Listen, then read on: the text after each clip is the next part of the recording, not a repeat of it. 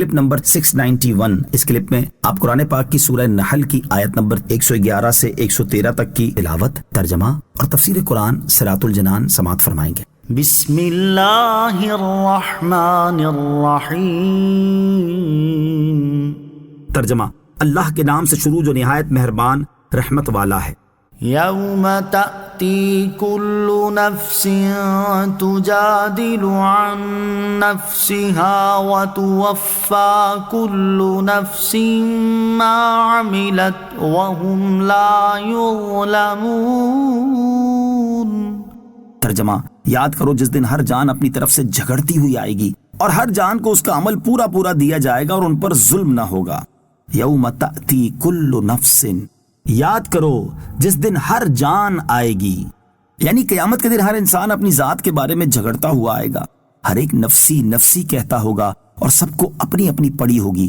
جھگڑے سے مراد یہ ہے کہ ہر ایک اپنے دنیاوی عملوں کے بارے میں عذر بیان کرے گا۔ قیامت کے دن انسانوں کا جھگڑنا، حضرت عبداللہ ابن عباس رضی اللہ تعالیٰ عنہما اس آیت کی تفسیر میں فرماتے ہیں کہ قیامت کے دن لوگوں میں جھگڑا یہاں تک بڑھے گا کہ روح اور جسم میں بھی جھگڑا ہوگا۔ روح کہے گی یا رب، جسم میں داخل ہونے سے پہلے نہ میرے ہاتھ تھے کہ میں ان سے کسی کو پکڑتی، نہ پاؤں تھے کہ ان کے ذریعے چلتی، نہ آنکھ تھی کہ اس سے دیکھتی۔ گویا میں قصوروار نہیں بلکہ جسم ہی قصوروار ہے۔ جسم کہے گا یا رب، تو نے مجھے لکڑی کی طرح پیدا کیا، نہ میرا ہاتھ پکڑ سکتا تھا، نہ پاؤں چل سکتا تھا، نہ آنکھ دیکھ سکتی تھی۔ جب یہ روح نوری شعاع کی طرح آئی تو اس سے میری زبان بولنے لگی، آنکھ بینا ہو گئی اور پاؤں چلنے لگے۔ جو کچھ کیا اس نے کیا ہے۔ اللہ تعالیٰ ایک مثال بیان فرمائے گا کہ ایک اندھا اور ایک لنگڑا دونوں ایک باغ میں گئے۔ اندھے کو تو پھل نظر نہیں آتے تھے اور لنگڑے کے ہاتھ ان تک نہیں پہنچتا تھا، تو اندھے نے لنگڑے کو اپنے اوپر سوار کر لیا۔ اس طرح انہوں نے پھل توڑے تو سزا کے وہ دونوں مستحق ہوئے۔ اس لیے روح اور جسم دونوں ملزم ہیں۔ وضرب اللہ مثلا قرية كانت آمنة مطمئنة يأتيها رزقها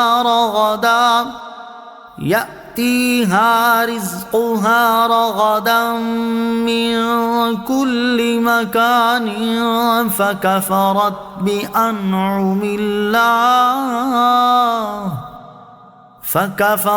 بأنعم الله فأذاقها الله لباس الجوع والخوف بما كانوا يصنعون۔ ترجمہ: اور اللہ نے ایک بستی کی مثال بیان فرمائی جو امن و اطمینان والی تھی، ہر طرف سے اس کے پاس اس کا رزق کثرت سے آتا تھا، تو وہاں کے رہنے والے اللہ کی نعمتوں کی ناشکری کرنے لگے تو اللہ نے ان کے اعمال کے بدلے میں انہیں بھوک اور خوف کے لباس کا مزہ چکھایا۔ وَضَرَبَ اللَّهُ مَثَلًا قَرْيَةً، اور اللہ نے ایک بستی کی مثال بیان فرمائی۔ اس آیت میں جس بستی کی مثال بیان فرمائی گئی ممکن ہے کہ اس سے مراد مکہ مکرمہ ہو، اور یہ بھی ممکن ہے کہ اس سے مراد مکہ مکرمہ کے علاوہ کوئی اور بستی ہو، اور یہ بھی ممکن ہے کہ اس سے سابقہ امتوں کی کوئی بستی مراد ہو جس کا حال اس آیت میں بیان کیا گیا ہو۔ اکثر مفسرین کے نزدیک اس بستی سے مراد مکہ مکرمہ ہے۔ علامہ علی بن محمد خازن رحمۃ اللہ تعالی علیہ یہ کلام ذکر کرنے کے بعد فرماتے ہیں کہ مقاتل اور بعض مفسرین کے قول کے مطابق یہ آیت مدنی ہے، اور یہی صحیح ہے کیونکہ اللہ تعالیٰ نے اس بستی کی 6 صفات بیان فرمائی ہیں اور یہ تمام صفات اہل مکہ میں موجود تھیں، تو اللہ تعالیٰ نے ان کی مثال اہل مدینہ کے سامنے بیان فرمائی تاکہ وہ انہیں ڈرائے کہ اگر انہوں نے مکہ والوں جیسے کام کیے تو جو بھوک اور خوف انہیں پہنچا وہ انہیں بھی پہنچ سکتا ہے۔ اس آیت کا خلاصہ یہ ہے کہ ایک بستی جیسے کہ مکہ کے رہنے والے جو امن و اطمینان سے تھے، ان پر لٹیرے اور ڈاکو چڑھائی کرتے، نہ وہ قتل اور قید کی مصیبت میں گرفتار کیے جاتے، ہر طرف سے ان کے پاس ان کا رزق کثرت سے آتا تھا، تو وہ لوگ نافرمانیاں کر کے اللہ عز و جل کی نعمتوں کی ناشکری کرنے لگے اور انہوں نے اللہ عز و جل کے نبی صلی اللہ تعالی علیہ وسلم کی تکذیب کی، تو اللہ عز و جل نے ان کے اعمال کے بدلے میں انہیں بھوک اور خوف کے لباس کا مزہ چکھایا کہ 7 برس تک نبی کریم علیہ الصلوۃ والسلام کی دعائے ضرر کی وجہ سے قحط اور خشک سالی کی مصیبت میں گرفتار رہے، یہاں تک کہ مردار کھاتے تھے۔ پھر امن و اطمینان کی بجائے خوف و ہراس ان پر مسلط ہوا اور ہر وقت مسلمانوں کے حملے اور لشکر کشی کا اندیشہ رہنے لگا۔ یہ ان کے اعمال کا بدلہ تھا۔ وَلَقَدْ جَاءَهُمْ رَسُولٌ مِّنْهُمْ فَكَذَّبُوهُ فَأَخَذَهُمُ الْعَذَابُ وَهُمْ ظَالِمُونَ۔ ترجمہ: اور بے شک ان کے پاس انہی میں سے ایک رسول تشریف لایا تو انہوں نے اسے جھٹلایا تو انہیں عذاب نے پکڑ لیا اور وہ زیادتی کرنے والے تھے۔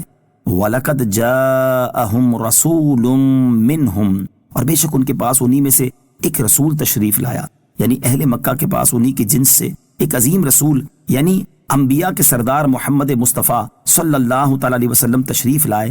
اہل مکہ نے انہیں جھٹلایا تو اللہ تعالیٰ نے اہل مکہ کو بھوک اور خوف کے عذاب میں مبتلا کر دیا، اور ان کا حال یہ تھا کہ وہ کفر کرنے والے تھے۔ صلو علی الحبیب صلی اللہ تعالی علی محمد صلی اللہ تعالی علیہ وسلم۔ مجھے اپنی اور ساری دنیا کی لوگوں کی اصلاح کی کوشش کرنی ہے انشاءاللہ عز و جل۔